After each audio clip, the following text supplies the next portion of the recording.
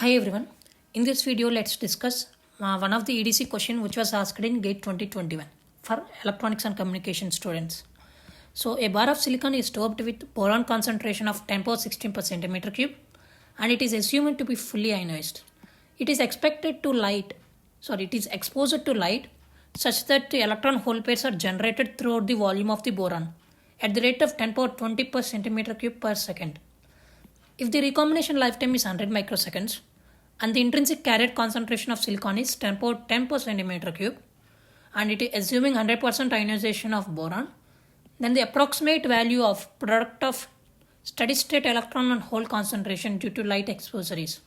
So to solve this question, we want to know two semiconductor equations. One is continuity equation and the other is recombination equation. So let me start with the question which was asked in a diagrammatic way. So this is the semiconductor p-type bar. So it is illuminated with light throughout the semiconductor, and due to the illumination, electrons and holes will be created in pairs. Remember that due to illumination, always for one electron which is generated, there will be always a hole that will be generated. So electrons and holes will be generated in pairs due to illumination. Okay, and because it is illuminated throughout the semiconductor, they are uniform throughout the semiconductor. The generation rate is uniform throughout the semiconductor. And so here continuity equation is, I am taking the continuity equation for minority carriers which are electrons in p-type. Okay, so the rate of change of electrons will be equal to the spatial gradient of the electron current plus net recombination rate. So this is simple, right? So suppose I am having a semiconductor. So let me take a cross section right here.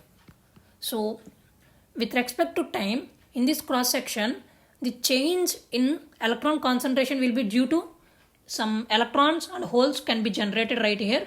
Okay, and some electrons can be recombined, which are present here can be recombined, and due to that we can lose an electron, and some electrons and holes can be created or generated. Due to that there will be an excess electrons, and also suppose in this bar there is current flowing. So due to the due to the current, there will be flow of electrons through this cross section also. So when I am taking a cross section, the change in the electron concentration or hole concentration, whatever it may be, the change in the carrier concentration across that cross section will be always equal to generation rate. So some of the carriers may be generated in that cross section, and recombination rate. The carriers which were already present can be recombined, and if there is any current flowing through that semiconductor or through that cross section, there will be carriers coming into that cross section at that particular time instant.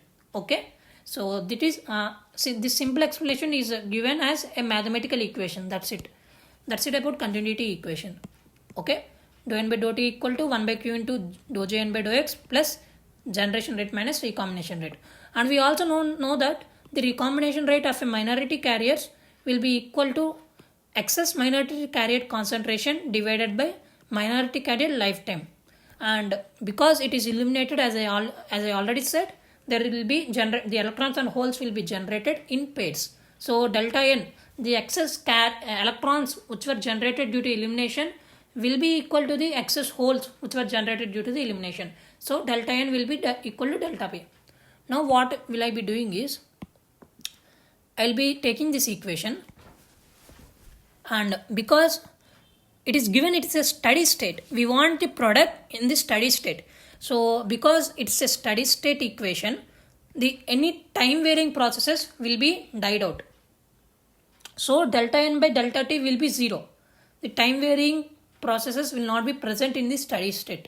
So this will be equal to 0, and because it is uniform, it is illuminated throughout the semiconductor, we can assume that there are no spatial gradients. There is no change in the current across the semiconductor. So dou j n by dou x will be definitely 0. If there is any current, that's okay, but gradient of current is not possible right here. Okay, then so dou j n by dou x will be definitely equal to 0, even though j n is not equal to 0.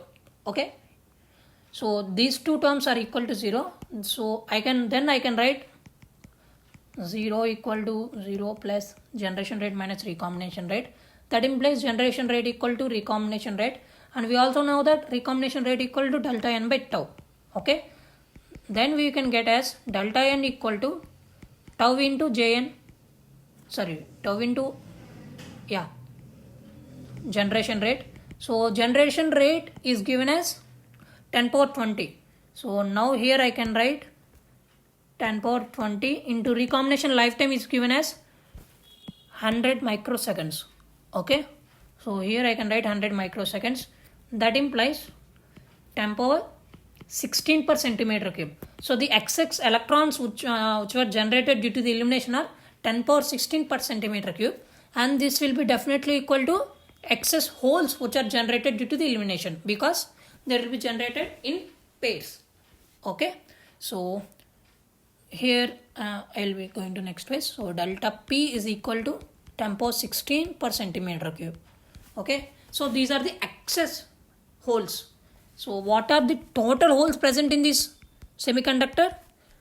P plus delta P, right?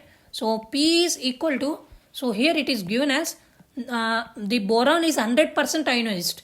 So the P we can write as, we can approximate it as Na, the donor concentration itself. The boron concentration, acceptor concentration. The acceptor concentration is given as 10 power 16 per centimeter cube. So I can write P as 10 power 16 per centimeter cube and delta P as 10 power 16 per centimeter cube, and this will be equal to 2 into 10 power 16 per centimeter cube. And now I want N total. N total equal to similarly N plus delta N. So N, this is a minority carrier concentration. I can simply write it as Ni square, intrinsic concentration square by P. P is simply Na plus delta N is simply equal to delta P, or you can write anything. And in the intrinsic concentration is given as 10 power 10. So 10 power 10 into 10 power 10 by 10 power 16 plus delta P is 10 power 16. That is equal to 10 power 4 plus 10 power 16.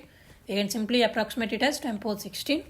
So the product P total into N total will be simply equal to 2 into 10 power 16 into 10 power 16. That is equal to 2 into 10 power 32 per centimeter cube. Okay, so this is your final answer.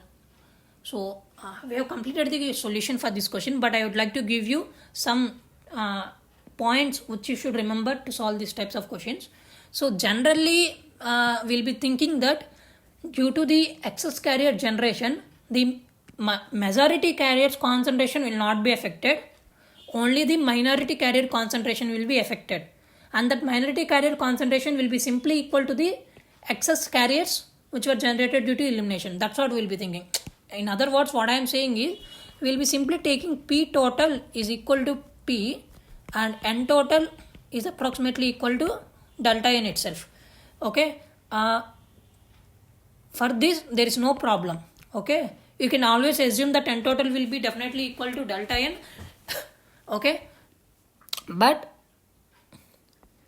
here in this question, P total is not simply equal to P, because the generation rate or the excess holes which were generated are also comparable to the original concentration of holes which are already present in the semiconductor. So P, that is acceptor concentration or boron concentration, that is equal to 10 power 16 per centimeter cube.